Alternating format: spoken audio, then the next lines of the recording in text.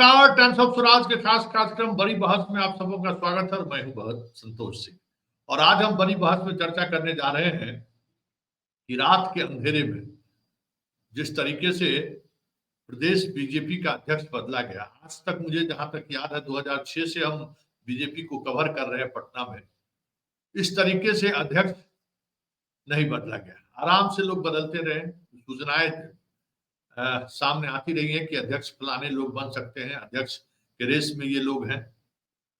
लेकिन जिस तरीके से दिलीप जायसवाल को बनाया गया है, ये एक बड़ा सवाल है, क्योंकि दिलीप जायसवाल मतलब यथावादी संस्कृति को या यथावादी राजनीति को बनाए रखना चाह रही है बीजेपी प्रयोग धर्मी पार्टी के रूप में 2014 से जो दिख रही थी, लेकिन बिहार में दिलीप जायसवाल को उन्होंने प्रदेश अध्यक्ष बनाकर यह कह सकते हैं कि यथावादी स्थिति को बनाए रखना चाहते हैं। क्योंकि जिस तरीके से संजीव चौरसिया या फिर जनक चमार की बात चर्चा हो रही थी, अगर ये लोग अगर बनते तो फिर वो नीतीश का जो वो वोट बैंक है, उस वोट बैंक पर सीधा सीधा प्रहार।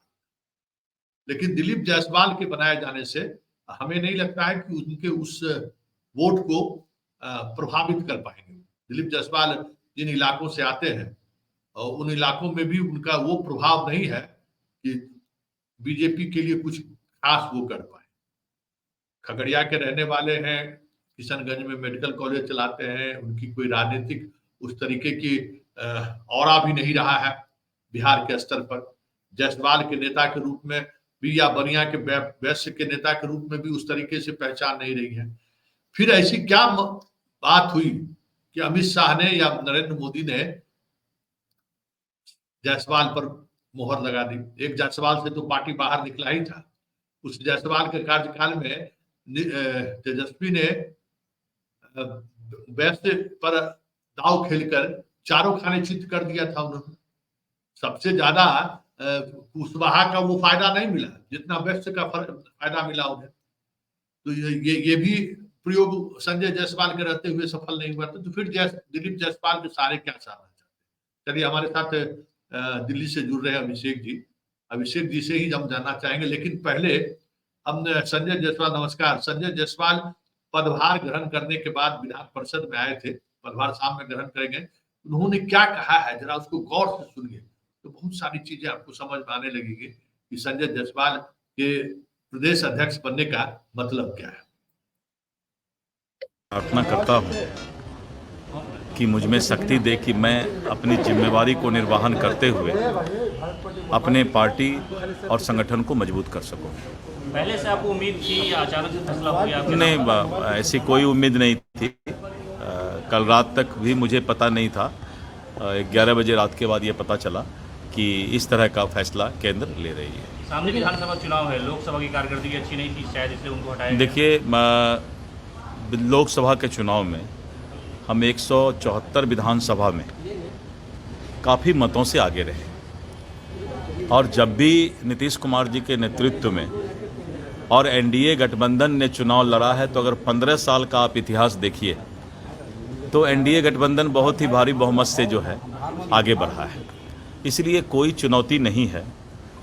सम्राट जी बहुत ही अच्छे हमारे विधायक दल के नेता हैं और उनकी जिम्मेवारी उप मुख्यमंत्री की है और विधायक दल की नेता की है, पार्टी के नेता हैं।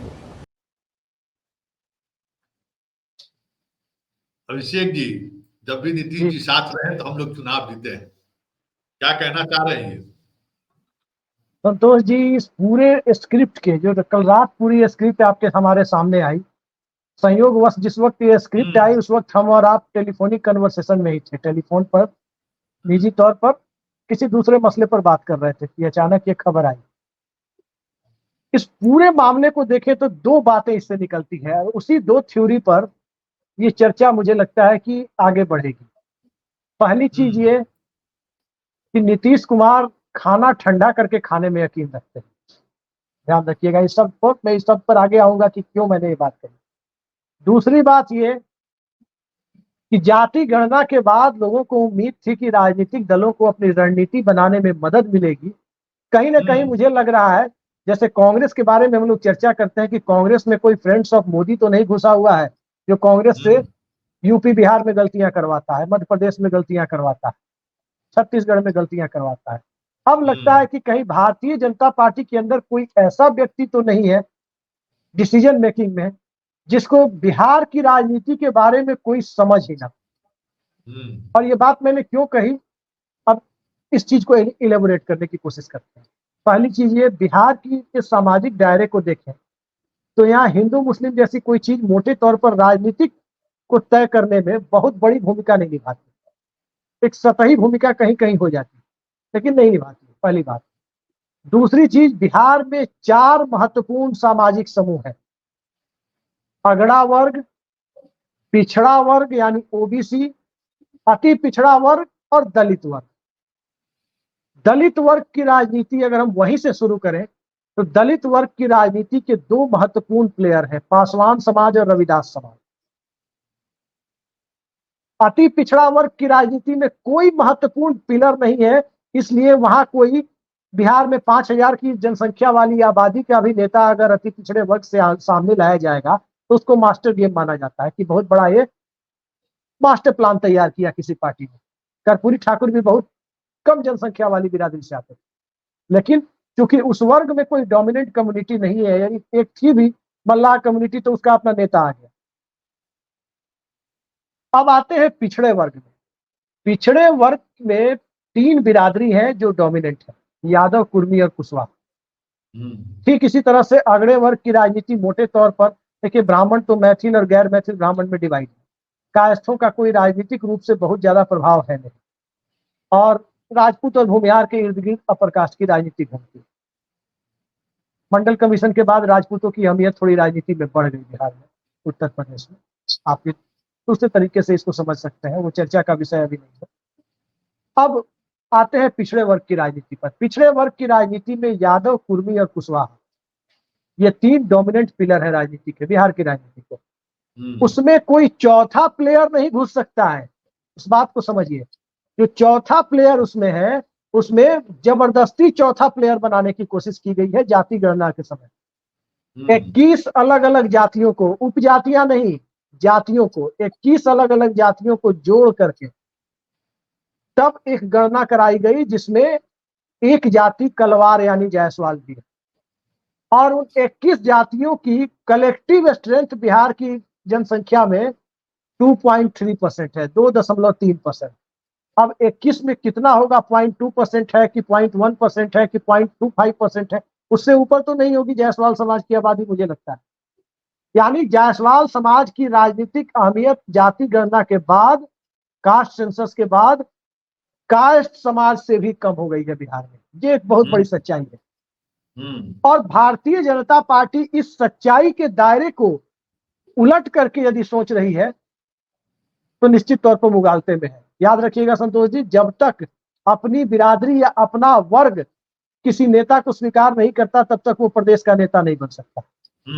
प्रदेश के संगठन में उसकी कोई मास अपील नहीं हो सकती, जनता में मास अपील की बात दूर की बात। और मुझे लगता है कि जायसवाल समाज में आप लोगों ने देखा होगा पुराने जमाने में लाटन चौधरी वगैरह, हम लोगों ने अपने होशो हवास में ब्रिज बिहारी प्रसाद से बड़ा पोस्टर बॉय जायसवाल समाज का नहीं देखा। और ब्रिज बिहारी प्रसाद की भी मास अपील बहुत ज्यादा नहीं थी। आप तो मुजफ्फरपुर में पढ़े लिखे हैं, मुजफ्फरपुर उनका कर्म क्षेत्र था। मुजफ्फरपुर में जो डोमिनेंट समुदाय है भूमिहार समाज, उनके साथ उनकी वर्चस्व की लड़ाई भी थी। लड़ाई हुई, खून खराबे हुए मुजफ्फरपुर में, लेकिन एक दिन के लिए भी वो नौबत नहीं आया कि मुजफ्फरपुर शहर पर ब्रिज बिहारी प्रसाद का वर्चस्व स्थापित हो गया। मुजफ्फरपुर शहर पर वर्चस्व भूमिहार समाज का रहा, चाहे कितने भी बड़े डॉन आए या गए, वर्चस्व उन्हीं का रहा। तो इससे आप अंदाजा लगा सकते हैं कि ब्रिज बिहारी प्रसाद की राजनीति, जब एक ग्लैमर था ब्रिज बिहारी प्रसाद के नाम के साथ, ब्रिज बिहारी प्रसाद का एक अपना ऑरा था, उस वक्त जाति गणना भी नहीं हुई थी, तब तो ब्रिज बिहारी प्रसाद नेता नहीं बन पाए पूरे बिहार में। तो आज की तारीख में दिलीप जायसवाल या संजय जायसवाल या तारकिशोर प्रसाद जायसवाल, ये जायसवाल समाज के, या विजेंद्र चौधरी, ये जायसवाल समाज के नेता बन जाएंगे, कम से कम इस बात का मुगालता नरेंद्र मोदी, अमित शाह और जेपी नड्डा ही रख सकते हैं। हमारे आपके जैसे लोग तो नहीं रख सकते। ये सारा जायसवाल ही है क्या? जी, ये सभी जायसवाल, किशोर भी जायसवाल ही है क्या? जी, वो भी जायसवाल है, वो भी कलवार ही है। कलवार है। और संजय जायसवाल आप जान ही रहे हैं, मदन जायसवाल के बेटे हैं, वो भी प्रदेश अध्यक्ष थे। उनके प्रदेश अध्यक्ष रहते तेजस्वी यादव करीब करीब सत्ता में पहुंच गए थे, ये हालत है। उनके जिले में 9 में 7 छोड़ के भाग गया था। जी।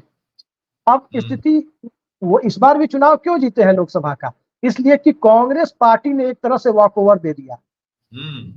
राजभूषण चौधरी निषाद को, जनार्दन सिंह सिग्रीवाल को, संजय जायसवाल को, इन लोगों को देखा जाए, राधा मोहन सिंह को, एक तरह से कांग्रेस पार्टी ने वॉक ओवर दे दिया या विपक्ष ने वॉक ओवर दे दिया, आप कह सकते हैं, इंडिया अलायंस ने। तब जाकर ये लोग संसद पहुंचे। तो खैर, दिलीप जायसवाल प्रदेश अध्यक्ष बन गए। दिलीप जायसवाल की भूमिका एक मैसेंजर से ज्यादा की मुझे दिखती नहीं है। जो भूमिका केंद्र में जेपी नड्डा की भाजपा अध्यक्ष के तौर पर थी, वही भूमिका बिहार में जेपी नड्डा के जैसी जायसवाल साहब की हो। दूसरी बात, कुछ लोग एक नई थ्योरी पर भी चल रहे हैं कि चूंकि नीतीश कुमार की सरकार में रहते हुए अपने डिपार्टमेंट के भ्रष्टाचार पर वो सुधाकर सिंह की तरफ बोले हैं, इसलिए उनको इनाम दिया गया। लेकिन ध्यान रखिएगा, सुधाकर सिंह और दिलीप जायसवाल में फर्क है। सुधाकर सिंह बोलते बोलते बहुत आगे निकल गए। सुधाकर सिंह ने अपने विभाग के भ्रष्टाचार पर यह तक कह दिया था कि कभी कभी तो मुझे लगता है कि इतने सारे चोर बैठे हुए हैं तो मैं चोरों का सरदार हूं, यही टर्म उन्होंने यूज किया था और मुख्यमंत्री से भिड़ गए थे। दिलीप जायसवाल ने जो बात कही है, तकरीबन 3-4 महीने पहले या 5 महीने पहले इसी डिपार्टमेंट के भ्रष्टाचार पर नीतीश कुमार ने भी यही बात कही थी। और एक तो फुटेज अभी यूट्यूब पर मिल जाएगी आपको, नालंदा से नीतीश कुमार के कोई मित्र पहुंचे थे उनके जनता दरबार में कि उनकी जमीन को अंचलाधिकारी ने किसी और के नाम दाखिल खारिज करा दिया था, और वो कैमरे पर सब कुछ हुआ था, आप देखे होंगे। और पब्लिकली नीतीश कुमार बोल चुके हैं कई बार कि ये डिपार्टमेंट बहुत गड़बड़ कर रहा है। कई बार जो मंत्री बनता है उस काजल की कोठरी से बदनाम होके जाता है, सिवाय मदन मोहन झा के। जिस मंत्री ने सीओ की फाइल बढ़ाई, आलोक मेहता, रामनारायण मंडल, रामसूरत राय, रामसूरत राय, सब लोग, सबके सीओ के ट्रांसफर की लिस्ट को रद्द किया गया है और रोका गया है मुख्यमंत्री कार्यालय से। मुख्यमंत्री कार्यालय दरअसल खुद स्वीकार करता है, खुद मुख्यमंत्री स्वीकार करते हैं कि इस डिपार्टमेंट में बहुत भ्रष्टाचार, और पब्लिकली किया है, कोई दबे ढके तरीके से नहीं किया है, सार्वजनिक रूप से किया है। तो कैसे इस बात को मान लिया जाए कि इस बात के लिए उनको इनाम दिया गया है। सुधाकर सिंह जब बोले थे तो बिहार की मीडिया में खबर थी। दिलीप जायसवाल जब बोले तो उतनी बड़ी खबर नहीं थी कि उन्होंने अंचल कार्यालय पर के भ्रष्टाचार पर बोला है, क्योंकि लोगों को भी दिख रहा था कि वाकई ये सबसे भ्रष्ट डिपार्टमेंट है। 4 महीने तक बिहार में बिना बंटवारे की रजिस्ट्री नहीं हो रही थी हाई कोर्ट के फैसले से, तो बिहार में लॉ एंड ऑर्डर सुधर गया था। अब भ्रष्टाचार का इससे बड़ा लिटमस टेस्ट तो मिलेगा नहीं। तो इस थ्योरी को मैं नकारता हूं, पहली बात। हाँ, सम्राट चौधरी से प्रदेश अध्यक्ष की कुर्सी ली जानी थी, और जहां तक हमारी जानकारी है सम्राट चौधरी दिल्ली में लॉबिंग इसलिए कर रहे थे, यदि एक पद ही छोड़ना है तो भले ही डिप्टी सीएम चला जाए, चुनावी वर्ष में प्रदेश अध्यक्ष की कुर्सी उनके पास है, लेकिन केंद्र ने उनकी मांग नहीं मानी। तीसरी चीज, नीतीश कुमार जो प्रशांत किशोर कह रहे हैं, देखिए प्रशांत किशोर की तमाम बातों से हम ना इत्तेफाकी रख सकते हैं, लेकिन एक बात वो बिल्कुल सही कहते हैं कि किसी दूसरे की तुलना में नीतीश कुमार को मैं ज्यादा बेहतर जानता हूं, जो भाजपा और राजद की आज की लीडरशिप है, क्योंकि वो सीएम हाउस में रहते थे, उनकी दिनचर्या, उनके साथ उठना बैठना वही रहते थे ना बिहार चुनाव तक। तो सवाल यह है कि प्रशांत किशोर ने जो बात कही कि जिन लोगों ने पगड़ी बांधी थी कि नीतीश कुमार की सत्ता से हटा करके सौगंध खा रहे थे, स्टेपनी भी बनाया अपनी सरकार का, पगड़ी भी खुलवाई, और रोज अपनी शान में कसीदे भी कढ़वा रहे हैं। ठीक इसी तरीके से आप देखें आरसीपी सिंह, कल का ही उदाहरण देखिए। आरसीपी सिंह क्या बोल रहे थे, क्या नहीं बोला था आरसीपी सिंह ने। नीतीश कुमार के किसी राजनीतिक विरोधी ने भी उतने गंभीर आरोप नीतीश कुमार पर नहीं लगाए होंगे जो आरसीपी सिंह ने लगाए। जिस वक्त उन्हें राज्यसभा का टिकट नहीं मिला और वो पार्टी से अलग हुए, क्या नहीं कहे थे। मुस्तफापुर ही उनकी राजधानी थी, और कल क्या कह रहे थे, कल जो बात बोल रहे थे वो आपने सुना होगा कि नीतीश कुमार पार्टी के ही नहीं बिहार के गार्जियन, तो उनको भी अपने नीतीश कुमार की शान में कसीदे कहने के लिए आना पड़ा। और फिर आप तेजस्वी यादव को देख लीजिए, विधानसभा में क्या क्या बोल रहे थे तेजस्वी यादव। कुछ तो आपत्तिजनक बात भी बोल गए थे जिसकी बात चर्चा हम नहीं करेंगे। वो याद होगा, वो मोमेंटम शायद आप विधानसभा में रहे भी हो, जिस वक्त वो बोल गए थे, वो बात कार्यवाही से निकाली गई थी। और नीतीश कुमार गुस्सा होते हुए भी प्यार दिखा रहे थे। उसी दिन मैंने आपसे भी कहा था कि आगे चल के गठबंधन बन जाएगा। कि अध्यक्ष महोदय, ये भाई समान दोस्त का बेटा है, इसलिए इसकी तमाम अनर्गल और फालतू बातों को मैं सुनता रहता हूँ। बहुत गुस्से में बोले थे, लेकिन गुस्से में प्यार झलक रहा था। तो तेजस्वी यादव को भी नीतीश कुमार के सामने सरेंडर करना पड़ा। तेजस्वी यादव को भी नीतीश कुमार के सामने सरेंडर कर नीतीश कुमार ही के नेतृत्व में ही बिहार आगे बढ़ेगा। न इनको प्रधानमंत्री बनने की बेचैनी है, न हमको मुख्यमंत्री बनने की बेचैनी है। हम सब मिलकर माननीय मुख्यमंत्री नीतीश कुमार जी के नेतृत्व में बिहार को आगे बढ़ाएंगे। ये बात उन्हें कहनी पड़ी थी और लगातार कहते थे। अलग होने के बाद भी कह रहे हैं कि जिस दिन जरूरत होगी चाचा जी को, वो साथ देने के लिए तैयार है।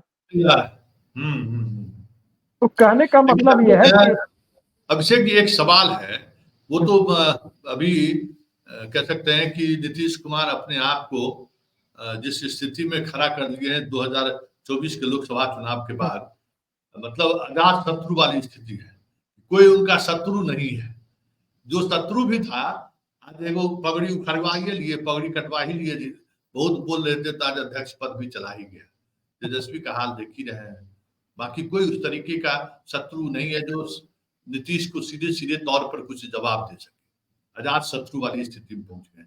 लेकिन बीजेपी का इस तरीके से आज समर्पण करना बिहार जैसे महत्वपूर्ण राज्यों के लिए, जहां 2014 से लगातार मोदी खुद कोशिश करते रहे, लेकिन अंततः हमें लगता है कि अब तो मोदी का भी वो जलवा नहीं रहा, वो प्रभामंडल भी नहीं रहा। बिहार उनके हाथों में कभी नहीं आ सका। मतलब बिहार में बीजेपी की सरकार बनाने में वो विफल रहे। और सम्राट चौधरी को जिस तरीके से वो आगे लाए और जो लवकुश समीकरण को तोड़ने की जो उन्होंने कोशिश की, उसमें लालू यादव ने भी एक नया समीकरण जोड़कर उन्हें ही परेशानी खड़ा कर दी। और आखिरकार 5 सीटों का नुकसान भी हुआ बीजेपी को, और उसकी सजा आप कह सकते हैं कि सम्राट चौधरी को मिली। ऐसे में दिलीप जायसवाल पर दाव खेलना, क्या आपको लगता नहीं है कि वो नीतीश के सामने समर्पण कर दिए हैं? क्या वो मान लिए कि अब बिहार में बीजेपी के बारे में, जैसे एक दौर था ना कि वाजपेयी जी के दौर में जो नीतीश करेंगे वही तय है, बीजेपी ने अपना निर्णय लेना छोड़ दिया था। तो क्या आपको लगता नहीं है कि दिलीप जायसवाल का मतलब ही यही है कि अब बिहार का चैप्टर को बीजेपी के शीर्ष नेतृत्व ने क्लोज कर दिया है कि अब जो होगा तब नीतीश के हवाले कर देते हैं? देखिए संतोष जी, इसमें 2-3 बातें हैं। सबसे पहले हमको the making of Narendra Modi को समझना होगा कि नरेंद्र मोदी किन परिस्थितियों में गुजरात से दिल्ली तक का सफर तय किया। नरेंद्र मोदी एक संक्रमण काल में गुजरात से दिल्ली लाए गए। उस संक्रमण काल में दिल्ली लाए गए जिस समय उस वक्त के गृह मंत्री सुशील कुमार शिंदे और गृह सचिव आर.के. सिंह, जो बाद में भाजपा में ही गए, आरएसएस के टेररिस्ट मॉड्यूल के बारे में चर्चा कर रहे थे। वो यूट्यूब पर वीडियो मिल जाएगा आपको, जब आर.के. सिंह बोल रहे हैं मालेगांव ब्लास्ट के बाद, याद है ना। और संघ बहुत डरा हुआ, और एक डरा हुआ संघ 2012-13 में किसी के नेतृत्व में लाओ, लेकिन कांग्रेस को और इस सरकार को हटाओ। दूसरा, अन्ना आंदोलन की बात की परिस्थिति उसके लायक माहौल भी बना रही थी। और नरेंद्र मोदी जो दिल्ली पहुंचे, उसमें बड़ा योगदान क्या था? देश के किसी भी बड़े राज्य में भाजपा ताकतवर स्थिति में नहीं थी। न उत्तर प्रदेश, न बिहार, न महाराष्ट्र, न तमिलनाडु, न बंगाल। बड़े राज्य कहने का मतलब जहां कम से कम 40 लोकसभा सीटें हो, कहीं नहीं थी। न तो पटना की सत्ता पर सुशील मोदी काबिज थे, न मुंबई की सत्ता पर, महाराष्ट्र की सत्ता पर नितिन गडकरी या गोपीनाथ मुंडे काबिज थे, और न ही लखनऊ की सत्ता पर राजनाथ सिंह काबिज थे। नरेंद्र मोदी के सामने जो मुख्यमंत्री थे वो राजनीतिक रूप से बौने कद के लोग थे उस वक्त। 2012-13 की बात करें, वसुंधरा राजे विपक्ष में ही थी, और शिवराज सिंह चौहान, रमन सिंह, यही लोग तो थे। या फिर गोवा में मनोहर पर्रिकर की बात आप कर सकते हैं, यही लोग सत्ता में थे। तो सिर्फ इन लोगों को से कोई बहुत बड़ी चुनौती नहीं थी। और नरेंद्र मोदी इस बात को बखूबी जानते थे कि बाकियों की छोड़ दीजिए, अगर गोपीनाथ मुंडे अगर मुख्यमंत्री होते तो महाराष्ट्र एक धनी राज्य से आते थे और संघ उन्हीं को आगे बढ़ा देता, ओबीसी भी थे। सुशील कुमार मोदी यदि मुख्यमंत्री होते तो वही आगे बढ़ा दिए जाते प्रधानमंत्री पद के लिए। राजनाथ सिंह अगर होते उस दौर में तो किसी को आगे नहीं बढ़ने देते, वो खुद ही प्राइम मिनिस्ट्रियल कैंडिडेट हो जाते। तो नरेंद्र मोदी इस बात को जानते हैं कि मंडल पॉलिटिक्स के दौर में यूपी बिहार में पिछड़े वर्ग के नेताओं को पार्टी के अंदर से आगे नहीं आने देना, क्योंकि कोई आगे आएगा तो ऑक्युपाई कर लेगा। केशव प्रसाद मौर्य को एक सीमा तक इस्तेमाल किया गया, अभी भी किया जा रहा है योगी आदित्यनाथ के खिलाफ। तो क्या आपको लगता है योगी आदित्यनाथ का रिप्लेसमेंट होगा तो देखिएगा किसी ठाकुर ब्राह्मण या दलित से होगा, ओबीसी से मुझे नहीं लगता कि हो जाए, और ओबीसी से होगा भी तो कोई 80 साल के ओबीसी से होगा, तो चुनौती न बन पाए। बिहार में भी यही स्थिति है। अब बिहार में आप सोचिए, सुशील मोदी तो अब दिवंगत हो गए, बिहार में जिन नेताओं के पक्ष में उम्र है और जो नेता मजबूती से आगे आ रहे हैं, ये बात सभी जानते हैं, अमित शाह वगैरह सभी जानते हैं कि लालू यादव और लालू परिवार के दौर में यादव वोटों और यादव जनाधार पर नित्यानंद राय कब्जा नहीं कर सकते, ये सच्चाई। फेल हो गया, मतलब जितना यादव पर प्रयोग, हाँ अभिषेक जी, यादवों पर जितना प्रयोग, जितना दाव बीजेपी लगाई होगी शुरुआती जनसंघ के जमाने से जी, जगदम्बी पाल से लेके और नित्यानंद राय तक, हमें नहीं जगदम्बी यादव, जगदम्बी यादव के जमाने, हमें नहीं लगता है कि कोई इस तरीके से जगदम्बिका पाल यादव कौन थे, वो जगदम्बी यादव गोड्डा वाले, झारखंड वाले, गोड्डा वाले, जितना दाव जो है सो बीजेपी यादव पर लगाया होगा बिहार की राजनीति में, हमें नहीं लगता कि किसी दूसरी जाति को। भाई तो आप ये भी तो देखिए कि वो दौर शेरे बिहार राम लखन सिंह यादव का था, उनसे बड़ा यादव नेता यूपी बिहार दोनों मिलाकर उस दौर में नहीं था, लालू यादव और मुलायम सिंह यादव के उभार के पहले। ये बहुत बड़ी सच्चाई है। अच्छा, आज की परिस्थिति नहीं है वो हम यही कह रहे हैं अभिषेक जी कि उस दौर में लगातार प्रयोग किया, अब तो वो प्रयोग का कोई गुंजाइश भी नहीं बचा है। अब यही पर आ रहे हैं संतोष जी, इसी पर हम आ रहे हैं। हाँ, दरअसल आज की तारीख में भारतीय जनता पार्टी के साथ क्या है, वो कौन सी राजनीति करती है। भारतीय जनता पार्टी अब 68% में खींचने की कोशिश करती है। यूपी में तो 80-20 की राजनीति करती है कि 20% माइनॉरिटी को दूर करो, वो थोड़ा सा बिखरा तो बीजेपी धड़ाम हो गई। बिहार में वो करती है 68% को एकजुट करने की कोशिश, MY को एक तरफ छोड़ दो 32% को, और 68% को बखूबी ये समझ में आता है। अब देखिए किसी राजपूत को मुख्यमंत्री का चेहरा बनाएंगे तो भूमिहार वोटर को स्वीकार नहीं होगा, किसी भूमिहार को बनाएंगे तो राजपूत वोटर को स्वीकार नहीं होगा चेहरा, किसी यादव को बनाएंगे तो कुर्मी कुशवाहा को स्वीकार नहीं होगा। ये स्थिति है। ठीक इसी तरह, अच्छा, अति पिछड़े वर्ग में भाजपा को ले जाना चाहते हैं, लेकिन अति पिछड़े वर्ग में जाने से इनको दिक्कत क्या है, नरेंद्र मोदी से बिहार का कोई अति पिछड़ा वर्ग का नेता अगर आप आगे बढ़ाएंगे, कहीं वो बौद्धिक रूप से पढ़ा लिखा मिला, दिल्ली यूनिवर्सिटी या JNU से पढ़ा हो या अच्छी जगह से पढ़ा हुआ हो और सामाजिक परिस्थितियों को जानता हो, तो वो उत्तर प्रदेश के नेता की तुलना में नरेंद्र मोदी और अमित शाह के लिए ज्यादा बड़ी चुनौती बन के सामने आ जाएगी। ये बात भी पता है नरेंद्र मोदी अमित शाह को। तो नीतीश कुमार से एक सेफ गार्ड तो है कि भारतीय जनता पार्टी के अंदर मैं ही अकेला पिछड़े वर्ग का सबसे बड़ा नेता हूं। ये नरेंद्र मोदी का जो ये, इसलिए जितने पिछड़ा नेता था, सुशील मोदी के साथ क्या व्यवहार उनका रहा सबों के सामने है, शिवराज सिंह चौहान के साथ क्या व्यवहार रहा उनका दिल्ली के, देखिए मध्य प्रदेश में वो राजनीति नहीं रही है, उस तरह की असर्टिव राजनीति ओबीसी की नहीं रही है जो यूपी बिहार में रही है। तो यूपी बिहार से इनको उभारने में दिक्कत है, मध्य प्रदेश में इनको दिक्कत नहीं है, क्योंकि चैलेंज यहां से मिलेगा। इस बात को समझिए, चैलेंज मोहन यादव से नहीं मिलेगा, चैलेंज केशव प्रसाद मौर्य से मिल सकता है, चैलेंज रामेश्वर चौरसिया को उभार दे तो यहां से हो सकता है जी, चैलेंज यहां से उभर सकता है, इसलिए ये दिक्कत है। तो नीतीश कुमार एक सेफ गार्ड मुहैया कराते हैं कि बीजेपी में आप अनडाउटली बियॉन्ड क्वेश्चन रहेगा आपकी लीडरशिप कि आप पिछड़े वर्ग के बीजेपी में सबसे बड़े नेता हैं। तो एक सेफ गार्ड इधर देते हैं वो। नीतीश कुमार एक सेफ गार्ड लालू यादव को देते हैं कि हम आपके MY यानी खासकर यादव जनाधार में कोई खतरा नहीं है और ना ही उसको हम खतरा पैदा करना चाहते हैं, क्योंकि नीतीश कुमार को पता है कि अगर, देखिए नीतीश कुमार के लिए 2 मिनट का काम है, लालू यादव के जनाधार में खतरा पैदा करके और एक बार खुद 122 प्लस की संख्या लेकर मुख्यमंत्री बन जाना 2 मिनट का काम, क्योंकि नीतीश कुमार के लिए यादव समाज में हैट्रिड की स्थिति नहीं है। 2-3 जिलों में नेता पैदा कर ही दिए हैं, 10 जिलों में और पैदा कर देंगे। हाँ सही बात है, वो मुश्किल काम नहीं है। लेकिन नीतीश कुमार अगर ये काम करेंगे कि राजद के जनाधार को छेड़ दें, तो कल को यही नित्यानंद राय जो आज एक फेल्ड प्रोजेक्ट लग रहे हैं, ये एक सक्सेसफुल प्रोजेक्ट बनकर बीजेपी के सामने आ जाएंगे। जैसे कांग्रेस पार्टी ने रामलखन सिंह यादव को फेल कराया, डेलिबरेटली मुख्यमंत्री पद से दूर रखा 30 सालों तक, कभी मौका नहीं दिया। ब्राह्मण हटते थे तो राजपूत बनते थे, राजपूत हटते थे तो ब्राह्मण बनते थे, ये खेल खेलते रहे। उसमें लालू यादव को मौका मिल गया आगे आने का।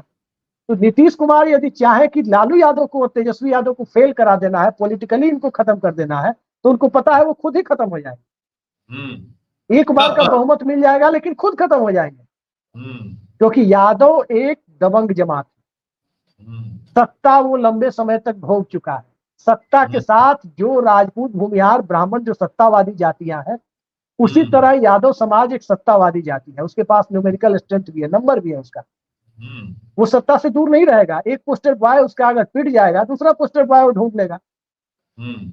उमेश यादव क्रिकेट में बॉलर आए, उमेश यादव पिट गए, सूर्य कुमार यादव ने अपना पोस्टर बॉय ढूंढ लिया। ट्विटर पर आप जाकर के देखिए, यादव समाज के हमारे मित्र लोग हैं, किस तरह से ट्वीट करते हैं उनके समर्थन में। करना भी चाहिए, वो अलग बात है। थोड़ा वक्त कम है, चलते चलते तो क्या माना जाए, दिलीप जायसवाल किसकी पसंद है? नीतीश की पसंद है या फिर शाह की पसंद है? देखिए, नीतीश की पसंद हम नहीं कर सकते, पहली बात। शाह की पसंद भी हम नहीं कर सकते। लेकिन नीतीश कुमार ने इतना जरूर कर दिया है कि ईबीसी को छेड़ो मत और ओबीसी में यादव, कुर्मी, कुशवाहा में घुसो मत। बाकी जहां जाना है, जिसको नेता बनाना है बनाओ। और ये करने का सीधा मतलब यही है कि आप हमारी बी टीम बने रहो, इससे ज्यादा आपकी हैसियत नहीं है। और एक छोटी सी सामाजिक परिस्थिति आपको बता देते हैं। जायसवाल समाज संख्या में कम जरूर है, लेकिन संपत्ति और संसाधन के मामले में जायसवाल समाज ऊंची जातियों के बराबर रसूख रखता है। जो तथाकथित ऊंची जातियां हैं, मैं नहीं मानता कि कोई ऊंची जाति है कोई नीची जाति है, लेकिन जो तथाकथित ऊंची जातियां हैं उनके बराबर रसूख रखता है वो संसाधनों के मामले में। बिहार का शराब का जितना कारोबार था पहले जायसवाल सबके पास था ना। तो अच्छा, आप ग्रामीण स्तर पर जाकर के देखें, जायसवाल समाज की वर्चस्व की लड़ाई अक्सर जाकर हो जाती है समाज के सो कॉल्ड अपर कास्ट से। तो लीडरशिप, आप संजय जायसवाल आए थे तो बीजेपी से देखिए कैसे अपर कास्ट के लोग छटक रहे थे। अब आप जायसवाल समाज के हाथ में कमाल ले जाकर के दे दिए हैं, तो आगे क्या होने वाला है? मतलब भारतीय जनता पार्टी से वोटर छिटक करके कल को कांग्रेस को 40-45 सीट पर पहुंचा दे विधानसभा में, और भाजपा भी 40-45 पे अटक गया है, तो नीतीश कुमार का ड्रीम प्रोजेक्ट पूरा हो गया कि हम बिना राजद और बिना भाजपा के भी सरकार चला सकते हैं। भाई, इससे आदर्श स्थिति नीतीश कुमार के लिए क्या होगी कि विधानसभा में भाजपा और कांग्रेस लगभग बराबरी की स्थिति में पहुंच गए संख्या बल के मामले में। तो देखिए, नीतीश कुमार को पढ़ना, नीतीश कुमार की राजनीति को पढ़ना, और जाति जनगणना जो लोग कह रहे थे कि सवर्ण विरोधी होकर के नीतीश कुमार ने कराया है, कतई नहीं। जाति जनगणना ने 2 चीजों को खत्म किया। वैसे एक वोट बैंक है, इस मिथक को तोड़ दिया, और दूसरा सवर्ण वोट बैंक भाजपा के खूंटे के साथ जुड़कर अपना राजनीतिक भविष्य सुरक्षित महसूस करता रहेगा, इस धारणा पर एक तरह से बर्फ डाल दी कि अब सवर्ण नए तरीके के सोचे कि भाई उधर तुम 10% हो, कांग्रेस के फोल्ड में जाके 15% हो जाते हो, तो अपना देख लो भाई, कांग्रेस के पास कुछ दलित भी है। तो इस परिस्थिति में ला करके खड़ा कर दिया। तो आप कुछ भी कह ले, दुनिया कुछ भी कहे, नीतीश कुमार के विकास मॉडल से हम तनिक भी सहमत नहीं है। पहली बात मैं बता दूं, नीतीश कुमार ने बिहार में सोशल इंफ्रास्ट्रक्चर पे पहले 5 साल में काम किया, स्कूल ड्रेस दिया, साइकिल दिया, सब किया, लेकिन वहीं तक वो रुक गए। वो फिजिकल इंफ्रास्ट्रक्चर, सड़क, पुल बनाने में रह गए। बिहार को जहां जाना चाहिए था नीतीश कुमार के 20 साल के शासनकाल में, उसका 1/3 भी नहीं पहुंच पाया। और इसके लिए नीतीश कुमार की जितनी आलोचना की जाए कम है। लेकिन नीतीश कुमार ने जिस प्रकार से बिहार की राजनीति में अपनी अहमियत बना के रखी है, जिसे चाहा जब चाहा निपटा दिया, जिसे चाहा कि प्रासंगिक बनाए रखना है उसे प्रासंगिक बनाए रखा। इस मामले में नीतीश कुमार की राजनीतिक समझ का एक भी नेता बिहार में किसी पार्टी के पास नहीं है, ये भी स्वीकार करना होगा। जी, तो ये माना जाए कि दिलीप जायसवाल जो है, मतलब बीजेपी भले ही उनको प्रदेश अध्यक्ष बना दिया है, मतलब कोई भविष्य, मतलब बीजेपी बिहार को लेकर भविष्य में की राजनीति कहाँ हम किस दिशा में ले जाएं, ये कोई सोच, मतलब ये तो आप कहें कि आप फिर से वही आप लौट आए जिस राजनीति के सहारे बीजेपी बिहार में वर्षों से कह सकते हैं कि सवर्ण और बनिया, यही दो राजनीति उनकी रही है ना। फिर से जैसे कुशवाहा को बीच में लाए, यादव को लाए, वो सारे प्रयोग को अब छोड़ते हुए फिर से व्यवसायियों के साथ राजनीतिक गोटी सेट करने पर फिर मतलब बैक टू पवेलियन वाली बात हुई। चलिए अभिषेक जी, बहुत संतोष जी एक लाइन में कहना चाहेंगे, जब 0.2 या 0.25% वाले जनसंख्या वाले जायसवाल समाज से अगर कोई आदमी प्रदेश अध्यक्ष बन सकता है तो उससे ज्यादा बेहतर तो स्थिति होती कि नितिन नवीन को बना देते। 0.6% उनकी आबादी है बिहार में, और जाति गणना होने के बाद अगले 20 साल तक बिहार की राजनीति उसी दिशा में और चलेगी। भले कोई कुछ भी सोचे, हम आप जितने प्रोग्रेसिव हो जाएं, लेकिन समाज मोटे तौर पर वही जाकर के वोट डालेगा। चलिए ठीक है जी, चलिए बहुत बहुत धन्यवाद। चलिए ठीक है, थैंक यू।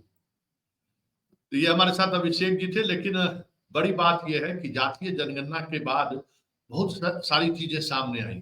कयास लगाया जा रहा था कि प्रतिनिधित्व को लेकर भी अलग अलग तरीके की सियासत की जाएगी, लेकिन जिस तरीके से बीजेपी ने फिर से बेस्ट कार्ड को खेला है, उससे तो यह साफ लगने लगा है कि बीजेपी अब बिहार को लेकर निराश हो चुकी है, या यूं कहें बिहार को लेकर अब केंद्रीय बीजेपी के नेतृत्व में कोई उम्मीद की किरणें दिख नहीं रही है। तो उसने यथावादी राजनीति पर फिर से वापस लौटने का मन बना लिया। कमोबेश दिलीप जायसवाल के प्रदेश अध्यक्ष बनने के बाद ऐसा ही कुछ देखने को मिल रहा है। चलिए इस बड़ी बहस कार्यक्रम को यहीं समाप्त करते हैं, फिर किसी नए मुद्दों के साथ हमारी आपकी मुलाकात होगी। फिलहाल हमें इजाजत दीजिए, नमस्कार।